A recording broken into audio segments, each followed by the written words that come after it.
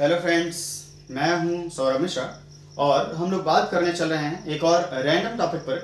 पिछले लेक्चर में आपको याद होगा हम लोगों ने मॉनेटरी पॉलिसी कवर किया था और मॉनेटरी पॉलिसी में मैंने आपको बताया था कि मॉनेटरी पॉलिसी कौन फॉर्म करता है, तो आरबीआई अर्थात central bank of the country. जबकि दूसरी तरफ फिस्कल पॉलिसी की अगर बात करें तो फिस्कल पॉलिसी बनाई जाती है सेंट्रल गवर्नमेंट के द्वारा। तो कौन बनाता है फिस्कल पॉलिसी को? By the central government. दूसरी तरफ जो उससे भी ज्यादा जरूरी क्वेश्चन उठता है वो ये है कि फिस्कल पॉलिसी आखिर है क्या। तो फिस्कल पॉलिसी की अगर हम बात करें तो सबसे जो पहला टर्म है वो आना चाहिए बजट।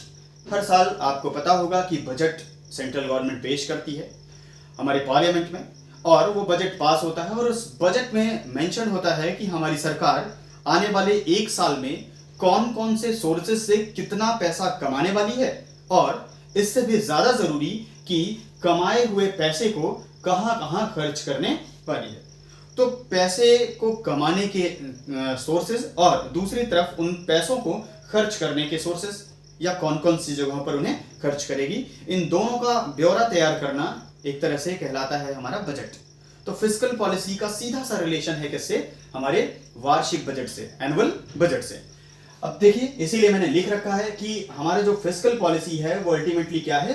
एक तरह से बजटरी एलोकेशंस अर्थात एलोकेशन करना थ्रू बजट कि हमारे एक्सपेंडिचर और इनकम क्या रहने वाले हैं। नेक्स्ट पॉइंट क्या लिखा है? इनकम एंड एक्सपेंडिचर कि गवर्नमेंट कौन कौन से सोर्सेज से इनकम अर्न करने वाली है और अल्टीमेटली अर्न की गई इनकम को कहां कहां कौन कौन से आइटम्स पे खर्च करने वाली है। फर्दर अगर हम लोग और इसे डेप्थ में कवर करने की कोशिश करें तो जो हमारी इनकम अर्न होगी वो इनकम आएगी कैसे? दो तरह के सोर्सेज से, या तो वो टैक्स कलेक्शन के थ्रू आएगी या तो फिर कुछ इनकम होगी जो नॉन टैक्स रेवेन्यू के फॉर्म में आएंगी। तो टैक्स रेवेन्यू और नॉन टैक्स रेवेन्यू क्या होते हैं? Tax revenue, non tax revenue, further tax में भी डायरेक्ट टैक्सेस, इनडायरेक्ट टैक्सेस, फिर किसी सेपरेट वीडियो में हम लोग कवर करेंगे। ठीक है, तो अल्टीमेटली जो हमारी इनकम आती है कहां से आती है? दो तरह के सोर्सेज से आती है, एक तो टैक्स कलेक्शन से और दूसरा नॉन टैक्स रेवेन्यू आइटम से। दूसरी तरफ अगर हम लोग एक्सपेंसेस की बात करें तो हमारे एक्सपेंसेस भी हमारी गवर्नमेंट के दो तरह के होते हैं। कुछ होते हैं प्रोडक्टिव एक्सपेंसेस और कुछ होते हैं अनप्रोडक्टिव एक्सपेंसेस। प्रोडक्टिव एक्सपेंसेस मतलब क्या? ऐसे खर्च जिनसे फिर से इनकम जनरेट हो वो कहलाते हैं प्रोडक्टिव एक्सपेंसेस या प्रोडक्टिव एक्सपेंडिचर। जबकि दूसरी तरफ ऐसे एक्सपेंसेस जो केवल कंजम्पशन के लिए खर्च किए जाते हैं, अल्टीमेटली उनसे फर्दर इनकम जनरेट नहीं होती है, वो कहलाते हैं अनप्रोडक्टिव एक्सपेंसेस। ठीक है, तो आपने देखा इनकम के भी दो तरह के सोर्सेस और दूसरी तरफ एक्सपेंसेस करने के भी हमारे दो तरह के प्रोडक्टिव और अनप्रोडक्टिव सोर्सेस। तो ये था ओवरऑल डिस्क्रिप्शन।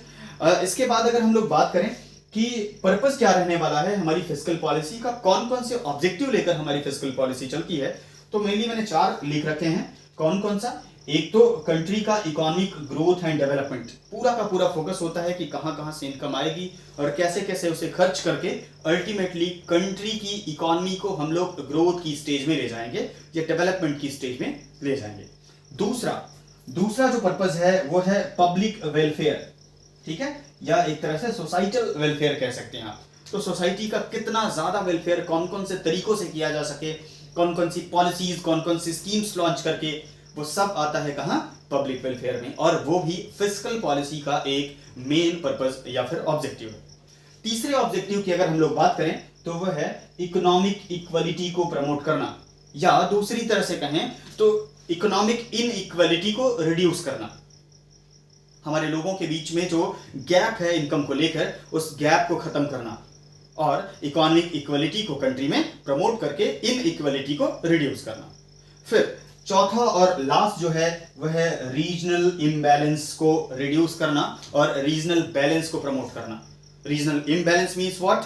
कि अल्टीमेटली कुछ ऐसे एरिया, स्पेसिफिक एरिया हैं जिनका डेवलपमेंट कंपैरेटिवली बहुत ज्यादा हो रहा है, वहीं दूसरी तरफ कुछ ऐसे एरियाज एक स्टेट के अंदर ही या एक कंट्री के अंदर अपने आप में कुछ ऐसे एरियाज हैं जो बिल्कुल बैकवर्ड रह गए हैं इकोनॉमिकली। तो जहां इंडस्ट्रियलाइजेशन नहीं हुआ है, जहां इकोनॉमिक अर्निंग के सोर्सेज नहीं हैं, वो एरियाज कहलाते हैं एक तरह से इम्बैलेंस्ड एरियाज या कह लीजिए कि बैकवर्ड एरियाज। तो कुछ एरियाज बहुत बैकवर्ड हैं और कुछ काफी ज्यादा डेवलप्ड हैं। इनके बीच का जो गैप है उस गैप को खत्म करना, यह कहलाता है रीजनल बैलेंस को प्रमोट करना। और जब आप रीजनल बैलेंस को प्रमोट करेंगे तो अल्टीमेटली रीजनल इम्बैलेंस रिड्यूस होगा। तो ये 4 मेन पर्पस हैं। तो मैंने जो आपसे बात की आज की पूरे लेक्चर में, इस तरह से समराइज अगर करें तो फिस्कल पॉलिसी, जिसे राजकोषीय नीति कहते हैं, कौन लॉन्च करता है? सेंट्रल गवर्नमेंट लॉन्च करती है। क्या किया जाता है उसमें? तो बजट का के थ्रू इनकम और एक्सपेंडिचर का एलोकेशन किया जाता है। इनकम में कौन कौन से सोर्सेज? तो टैक्स सोर्सेज और नॉन टैक्सेस सोर्सेज। दूसरे एक्सपेंसेस की अगर बात करें तो प्रोडक्टिव एक्सपेंसेस और अनप्रोडक्टिव एक्सपेंसेस। और अल्टीमेटली अगर पर्पस की बात करें तो कंट्री की इकोनॉमिक ग्रोथ और डेवलपमेंट को प्रमोट करना। दूसरा पब्लिक वेलफेयर या सोसाइटल वेलफेयर पर काम करना। तीसरा इकोनॉमिक इक्वलिटी को प्रमोट करना या फिर इकोनॉमिक इनइक्वलिटी को रिड्यूस करना। और चौथा रीजनल बैलेंस को प्रमोट करना या रीजनल इम्बैलेंस को रिड्यूस करना। ये था आज का छोटा सा टॉपिक, छोटा सा वीडियो राजकोषीय नीति अर्थात फिस्कल पॉलिसी पर। जल्दी ही फिर किसी ऐसे ही टॉपिक के साथ आपसे मिलते हैं। तब तक के लिए धन्यवाद।